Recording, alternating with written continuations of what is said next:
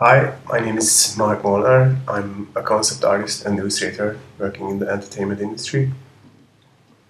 In this painting process, I would like to show you how you can paint a relatively happy or bright image. I really like to start with more pastel colors in cases like this because it gives me the opportunity to play with more values, and I can still enhance the contrast and the saturation of the colors later. So as a first step, I'm trying to block in the overall composition of the piece and trying to establish the general color scheme what I'm using. So as you can see, I'm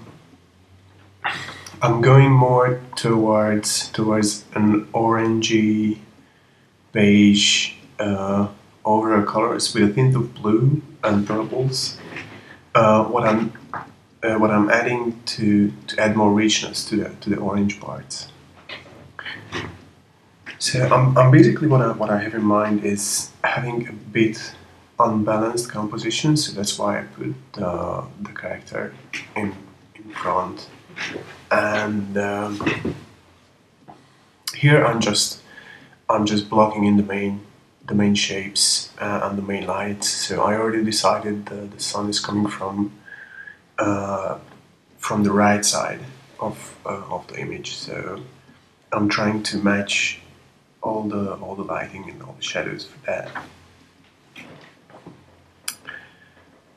Um, this is the second pass of the lighting. So just I'm using mainly overlay and colored layers to balance out the lights more. And when I'm satisfied with the overall composition, I quickly jump in and add more adjustment layers, like a color balance and the curves adjustment layer.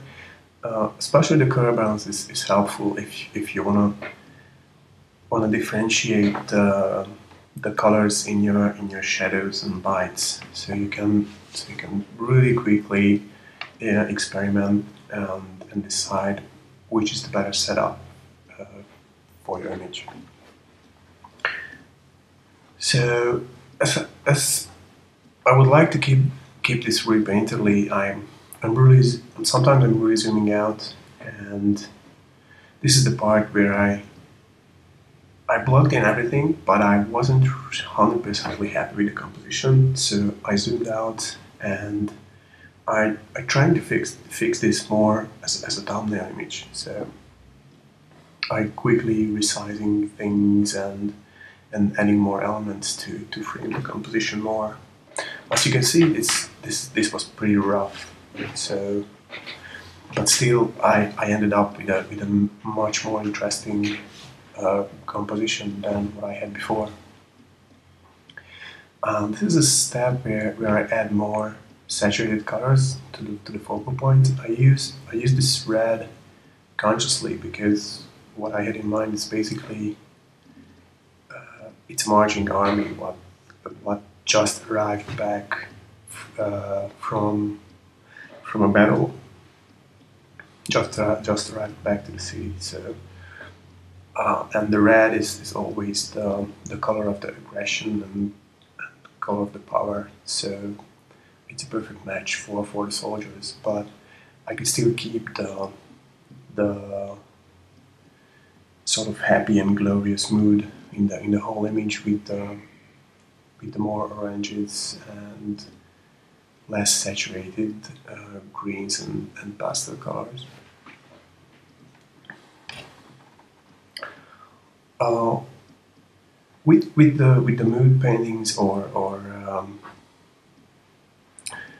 key paintings like this, when I'm really rough, I like to flatten all my layers uh, in every like 20 minutes or so, and it gives me the opportunity to quickly not just change the composition but also use the free transform and warp tools to add more lens-like effects or lens-like distortions to the whole image. And here it's basically just trying to, I'm just trying to refine the architecture and trying to find what it is, what we are looking at exactly. I'm also using the lasso tools and the mark tools to add more hard edges and to define the perspective more. As you can see, I didn't really use any perspective lines in the beginning, so I was more going for the overall composition, but after a while I like to refine what I already have, so just to add sort of visual guides to the viewer, just to fake the perspective, if you want to call that. And this, from this point, it's basically just adding more details. So I already established the whole image. We can feel the space. We can feel the perspective. We have. It still gives a lot of room to our imagination. We can see the crowd. But I really would like to define this a bit more, so I'm about halfway through this image. Of course, you can spend weeks and weeks on an image to really refine every single detail, but in this case, my goal was more to create a successful mood or key image. To show the general feel of this scene.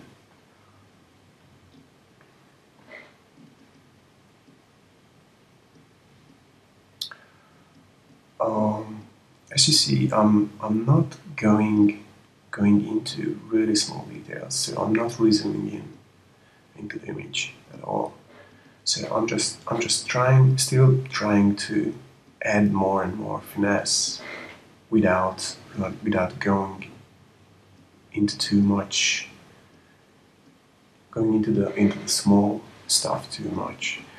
And you can also see I'm jumping back and forth with between different parts of the image.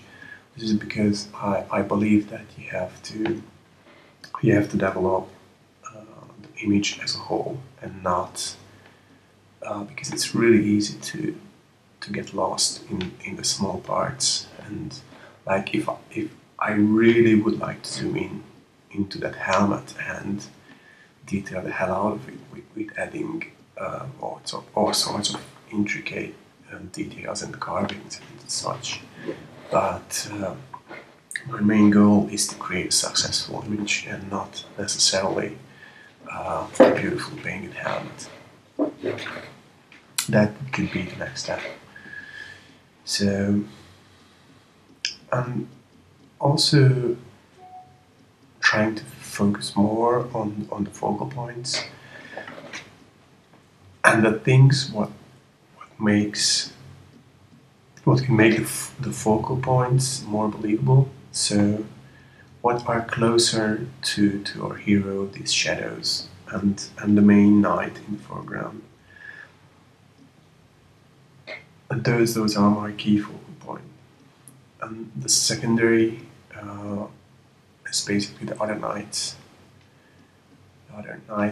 in the background, what makes the first one in the foreground much more believable, as I instantly understand that this is the same guy or the same type of guy who probably rides the same beast. Yeah, I quite like to use the liquify tool as well, just to correct anatomy faults.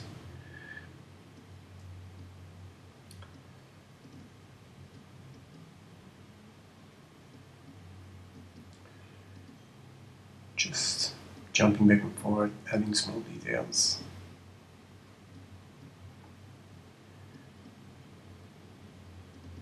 but still trying to keep it painterly. At this point, I'm using the smudge tool. Uh, what is really good if you already have an established palette, so you don't want to introduce more colors, but and you want to achieve a more painterly look.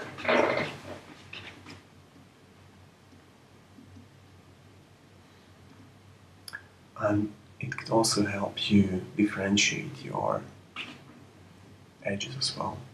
So here I collected some images. Uh, what could be a good match? It's mainly about Islamic architecture and pictures from North Africa, from Morocco.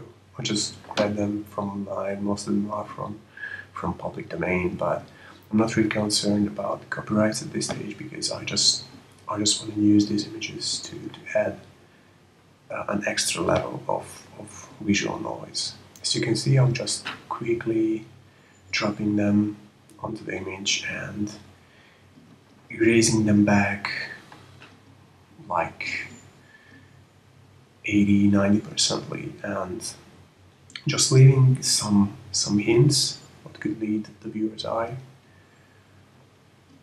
And I'm using them mostly on an overlay layer and desaturating them a bit to lose their colors, because the overlay layer is a bit tricky because it could really change your values and saturation levels. So yeah, that was pretty much it. So all the photos, as you can see, I already had everything established underneath the photo textures. So they just give me an extra level of realism and detail. So the next step is to actually bring back the painter feel with these more details, because most of the photo textures are not really 100% matching to the painted structures underneath. So I have to go back and paint on top, adding more atmosphere. Always helpful, defining the shapes more and the planes, what are in light, what in shadow.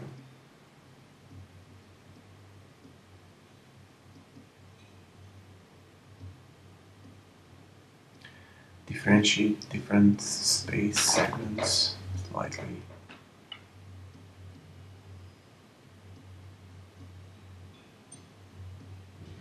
But yeah, it's getting pretty close. I'm quite happy with it already. So this is the point where the first phase of the image is done, and I give it a couple of days rest, and then I go back to finish it up and doing the final detailing with a fresh eye. It's always good to give your paintings a bit of a rest, because even if you're flipping your image and trying to refresh your eye or trying to break your workflow into different parts, but it's if you can, it's always good to step back and leave your painting for a day or two, or at least for a couple of hours. Do something really different. I mean, everyone has a different workflow, but this one works for me. Yeah, so this last process is basically continuing what I started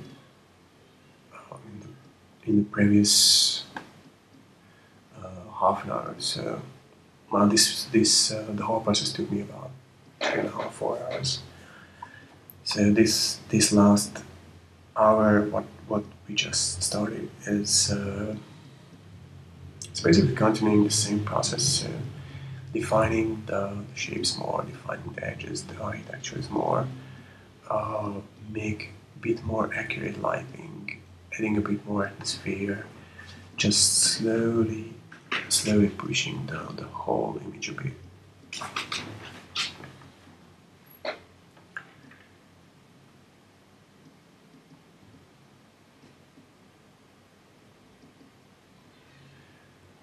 It's really hard because I didn't want to over detail it, so but I still wanted to put in enough definition to see where this whole thing is going towards.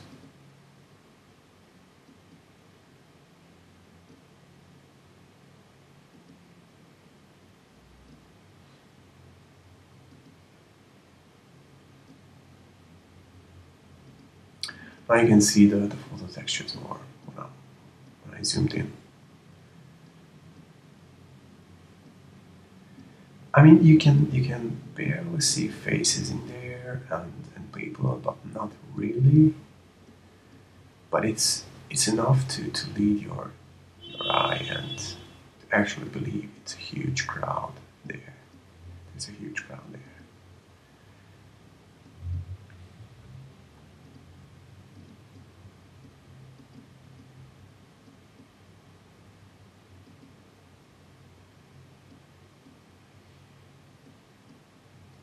Fixing some proportions because I felt the guy on that piece is just way too big compared to the architecture behind him.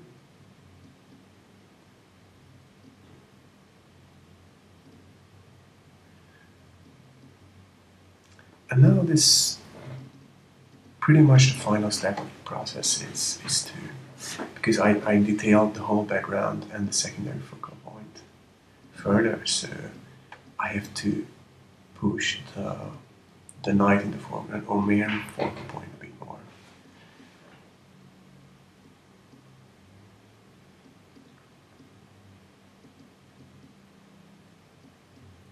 Trying to focus on edge control and trying to focus on materials, the reflections of his armor.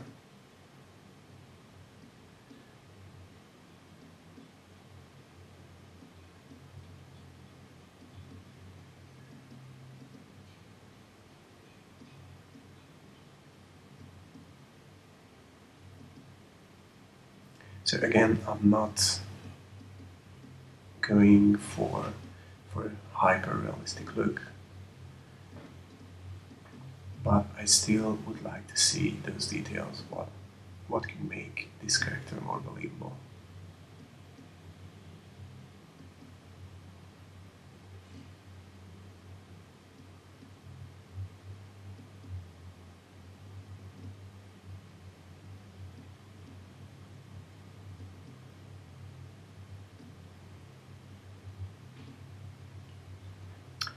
And I'm jumping in with a color balance because the image is pretty much finished. So, but I still would like to add another punch to finish it off. I think a bit more perspective distortion, a bit of value adjustments, and shadows.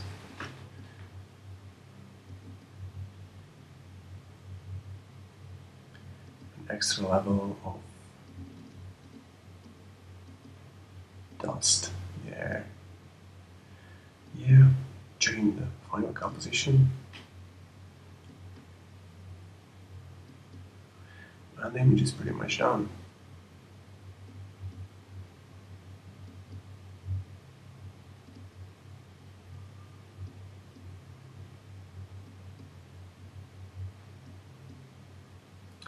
Thank you for watching, and I hope you learned something and enjoy this workshop.